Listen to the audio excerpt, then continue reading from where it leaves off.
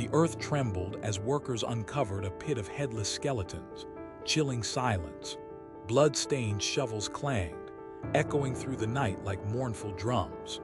Suddenly, a child's tiny coffin emerged, its foot locked with iron, impossible hope. The padlock glimmered, as if sealing a cursed soul within cold stone. Nearby, a circle of skulls formed a doorway, whispering forgotten necromancy.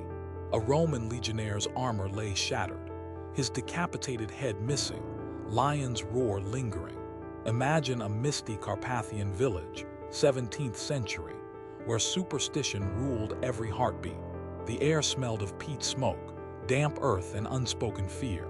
Villagers whispered of revenants, clutching iron charms, eyes darting toward the forest. In the distant Roman forge, molten lead hissed, poisoning the sky with invisible death. Children played near the river, unaware the water carried a silent, lethal metal.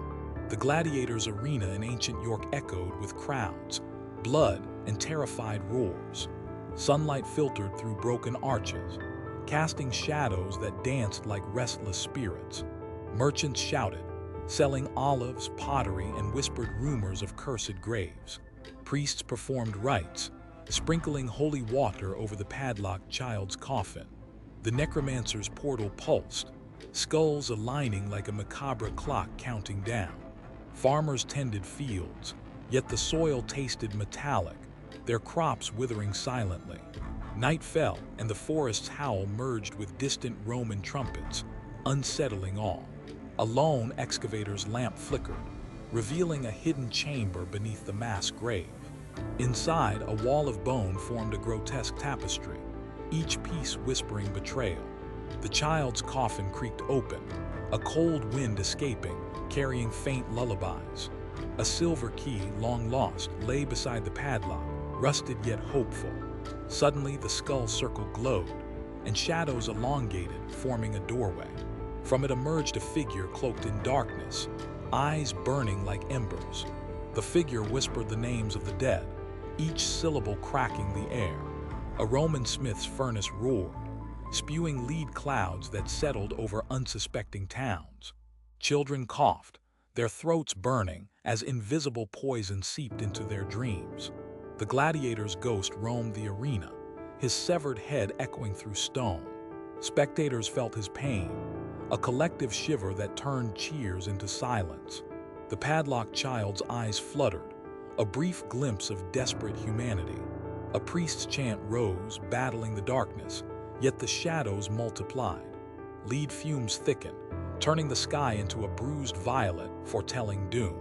Villagers fell ill, their minds clouded as the metal gnawed at neurons. The necromancer's portal pulsed louder, demanding a sacrifice to seal the breach. A young maiden stepped forward, offering her life to halt the abyss. Her scream merged with the furnace's roar, a symphony of destruction. The ground quivered and the skull doorway collapsed, sealing itself with dust. Silence fell, but the lingering scent of iron reminded everyone of betrayal. When dawn arrived, the mass grave lay untouched, its secrets still breathing. Archaeologists documented the headless remains, each bone telling a story of violence. The child's coffin was sealed forever, the padlock rusted into oblivion. Local legends grew, warning travelers of cursed ground and restless spirits. The necromancer's portal became a pilgrimage site, seekers hoping to glimpse power. Scholars debated the lead's impact, linking ancient poisoning to centuries of decline. Cities near the smelting zones recorded higher infant mortality, a silent epidemic. The gladiator's tale inspired plays, reminding audiences of humanity's fragile triumph. Artifacts recovered now sit in museums, their shadows whispering warnings to modern eyes.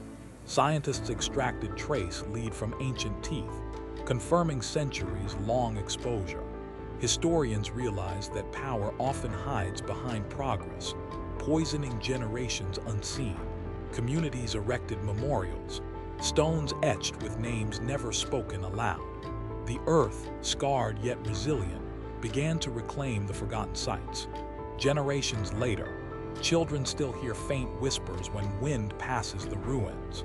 And maybe the true horror lies not in the bones, but in our silence. We build monuments, yet forget the suffering that paved their foundations. When we lock away the past, its ghosts find other doors to enter.